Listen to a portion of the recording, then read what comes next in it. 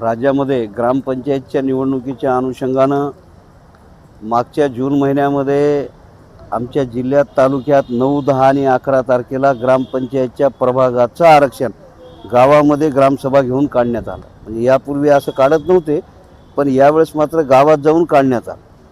आणि त्यामध्ये ओबीसीला 27% मिळणारं आरक्षण यांनी पूर्ण जवळपास 50% खतम करून टाकलं. 10-12%, कुठं 0%, कुठं 27% अशा पद्धतीचं आरक्षण मिळालं. त्याची तक्रार देण्याचे किंवा आक्षेप घेण्याचे अधिकार होते जनतेला 19 तारीख ते 25 तारीख जूनमध्ये.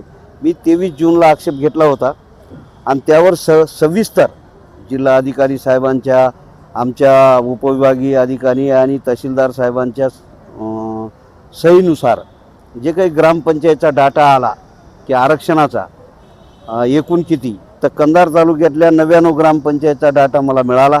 त्यामध्ये 855 सदस्य आहेत. एकूण 855 सदस्यात 233 सदस्य ओबीसीचे व्हायला पाहिजे होते. मागच्या वेळेस ते 233 होते. आता ते 86 कमी झाले. म्हणजे 99 ग्रामपंचायतमधून 86 सदस्य प्रभागामध्ये आमच्या एका तालुक्यात कमी झाले.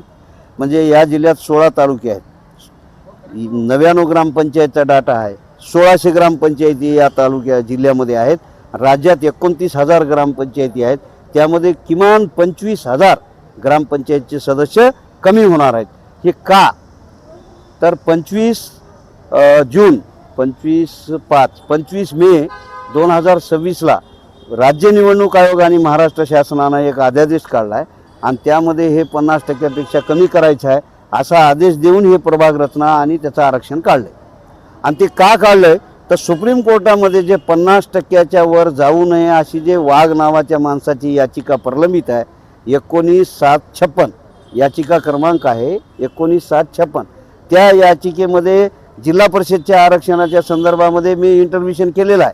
त्यामध्ये मी सामीलही झालो आहे. त्याची आता तारीख आहे या महिन्यामध्ये, बरोबर. आणि त्याच्यामध्ये 50%च्या खाली घ्या असा कुठलाच आदेश नाही. त्याच मॅटरमध्ये, त्याच 19-756मध्ये सुप्रीम कोर्टाने मागच्या वेळेस सांगितलं, मागच्या जून मेमध्ये, की तुम्ही 27% ओबीसीला आरक्षण देऊन स्थानिक स्वराज्य संस्थेच्या निवडणुका घ्या. ती घेतल्या सरकारनं. नगरपालिका, महानगरपालिका 27% दिल्या. 12 जिल्हा परिषदमध्ये सुद्धा 27% दिल्या. आणि 50%च्या वर गेलेल्या ज्या 20-22 आपल्या जिल्हा परिषद आहेत त्यांच्या निवडणुका नाहीत.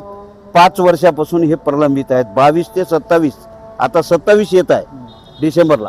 5 वर्षे हे मातीत घातले या मॅटरमुळे. आणि खरं तर 27% हा आकडा आला कुठून? स्वर्गीय विश्वनाथ प्रताप सिंग माजी पंतप्रधान यांनी ज्या दिवशी 1990ला मंडल आयोग लागू केला, मंडल आयोगाची केस कोर्टामध्ये इंदिरा साहनी खटल्याच्या इंदिरा साहनी नावाने प्रसिद्ध आहे मंडल कमिशनची केस. त्या केसमध्ये 92ला निकाल लागला आणि सरसगट 27% आरक्षण देण्याचा निर्णय झाला. हे काही आमच्या मनानं झाला नाही आणि देशव्यापी झाला. मग असं असताना हा महाराष्ट्रामध्येच खेळखंडोबा का? तर ओबीसीच्या जीवावर निवडून आलेल्या सरकारनं ओबीसीच्या पाठीमध्ये खंजीर खुपसला आणि त्यांचं राजकीय आरक्षण हिसकावून घेतलं. त्याचा आम्ही निषेध केलेला आहे, त्याचा विरोध केलेला आहे. आणि जर हे सरकार मान्य नाही केलं, त्यांना निवेदन दिलं, आक्षेप घेतलाय, तो आक्षेप फेटाळून नव्यानं आरक्षण काढून 27% आरक्षण जर दिलं नाही तर आम्ही न्यायालयामध्ये हे प्रकरण घेऊन जाणार आहोत. धन्यवाद. तमाम ओबीसी बांधवांनी हे लक्षात घ्यावं की आपला हक्क आणि अधिकार हिरावून घेण्याचा प्रकार सुरू आहे. त्याच्यासाठी आपण जागृत असावं असं आवाहन करतो. इथंच थांबतो. धन्यवाद.